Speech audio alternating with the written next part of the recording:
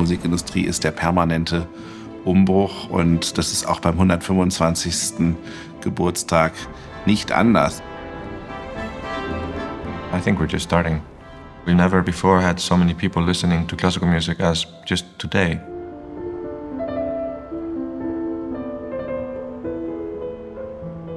In diesem Zeitalter ein Jubiläum zu feiern, es ist ganz fantastisch.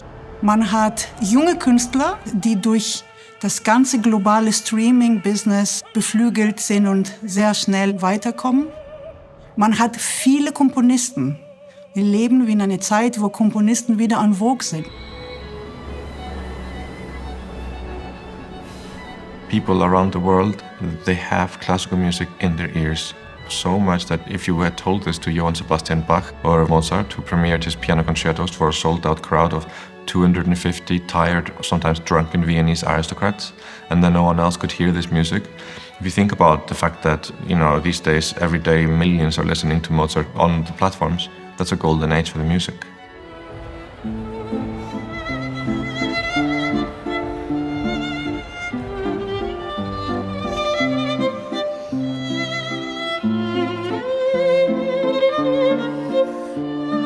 Zu Beginn der Jubiläumsplanung haben wir überlegt, wie wir die Künstler von heute in diese Festlichkeiten einbinden.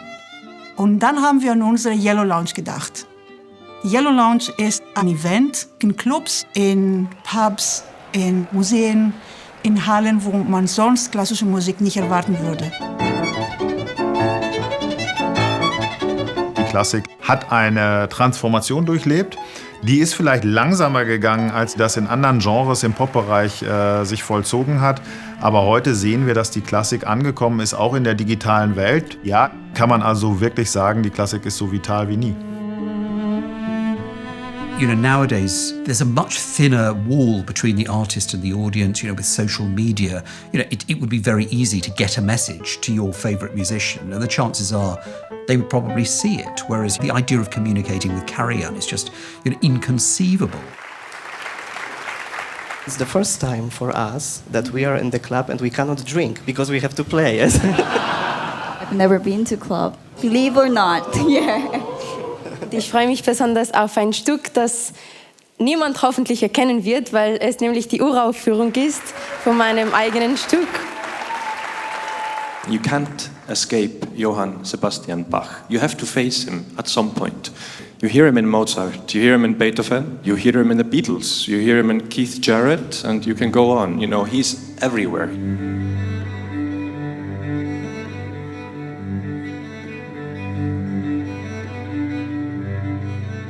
Für mich persönlich sind Aufnahmen unverzichtbarer Bestandteil einer musikalischen Sozialisation. Wenn wir natürlich auf die Kernwerke des klassischen Repertoires schauen, dann ist unser Anspruch, Aufnahmen zu schaffen, die geschmackliche Präferenzen und den Zeitgeist überdauern. Und das haben wir in der Vergangenheit natürlich auf wunderbare Weise geschafft.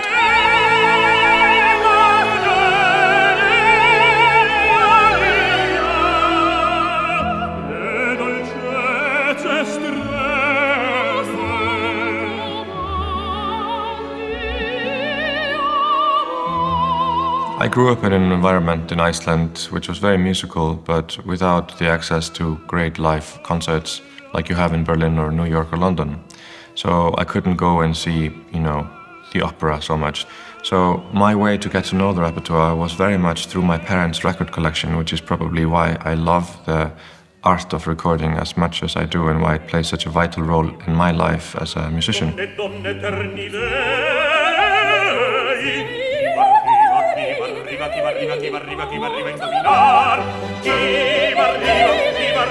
What is interesting about, the recording industry is that actually a lot of artists, it created a new sort of style of performance. Artists who were absolutely comfortable in a studio. There are a lot of artists who could create that level of tension and excitement without anybody, behind them in the hall.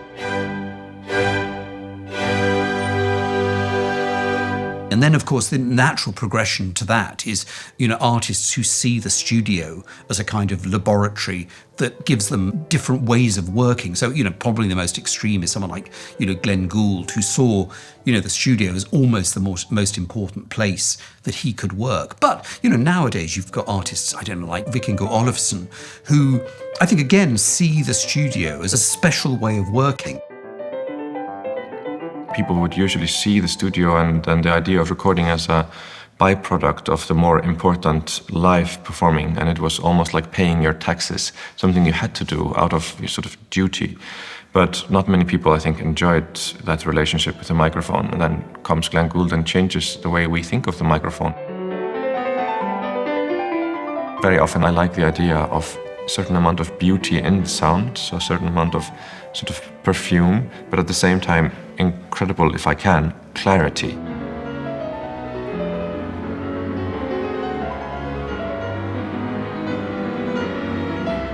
The scale of playing in a 2,400-seat auditorium is very different from playing for microphones which are 50 centimeters, 100 centimeters, 200 and 400 centimeters pairs or something like that away from the piano. It's a little bit like the difference between acting on screen in film or TV and acting in theater.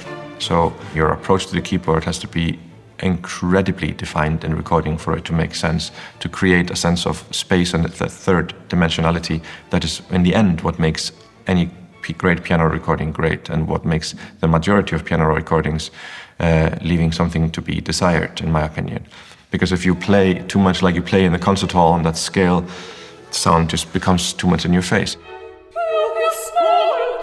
But we look at some people who choose to not record any studio albums, they only want to release live performances. To me, that's all fine, but then they're not really recording artists. They're losing out on that art form, which is so beautiful, this idea that you can and should try to push for your ideal in that moment in time. And you have the courage to push for it and push yourself sort of over the cliff.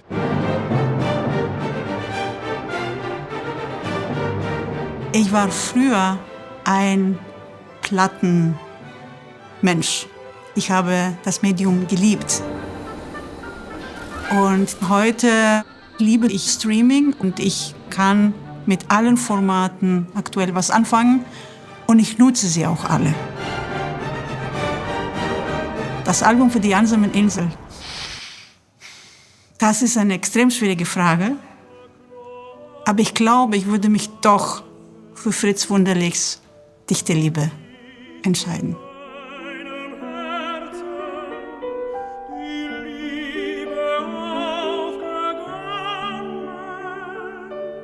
I think my first impression was probably Fritz Wunderlich.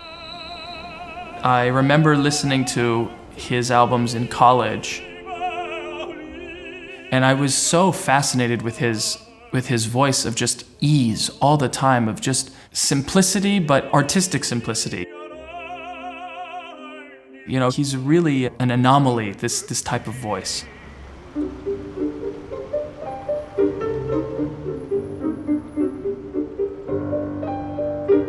I remember when I was a young teenager and also a kid growing up, I've always been, and I'm still a big fan of Marta Argerich, and I just would buy every new album by her.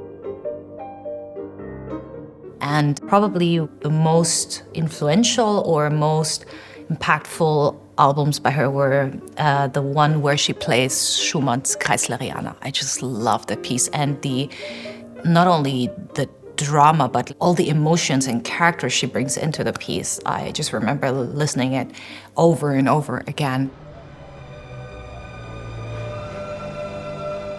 I suppose, actually, to be really greedy, I think the Carry-On recording of Die Schöpfung, the creation, of course, ticks so many boxes because, Carry-On in the Berlin Philharmonic, Janowitz, Christa Ludwig, Fritz Wunderlich, and an amazing lineup. I mean, that has to be one of my favorite records. The very first recording of the Brahms Deutsches Requiem I ever bought was Carry-On with Janowitz and Eberhard Wächter. That to me is a very special work, and I play it very often, and I just, there's something about it that's just so touching and human. And of course, the Carlos Kleiber catalogue, the Beethoven 5, Beethoven 7, Schubert symphonies, der Freischütz. It has played a very, very important part, in my musical education. Getting to know that music in those performances at that age, has probably, set me on the course throughout my professional life.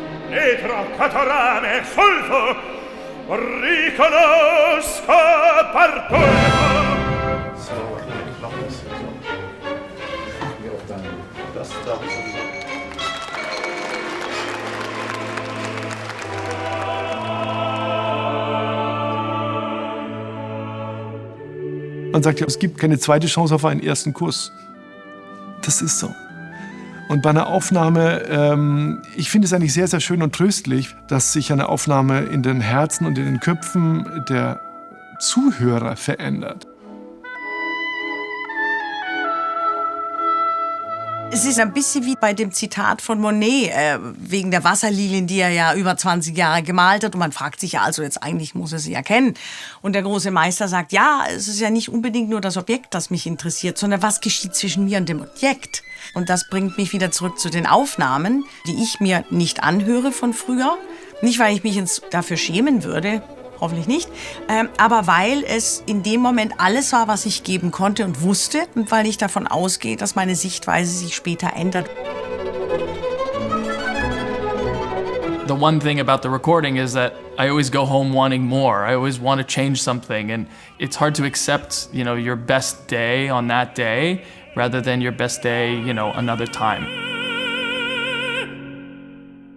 I believe that there is no perfection in music. Music lives from imperfection, from a life setting in which a lot can happen. And when I go into a recording studio, I always end up seeking for perfection that doesn't exist. And then I never listen to the recording again, so I don't listen to my own recordings.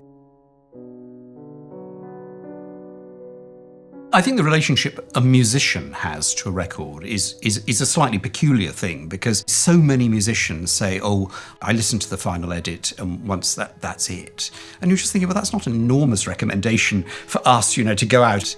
But at the same time, I do sort of sympathise, because usually making the recording is the end of a long process.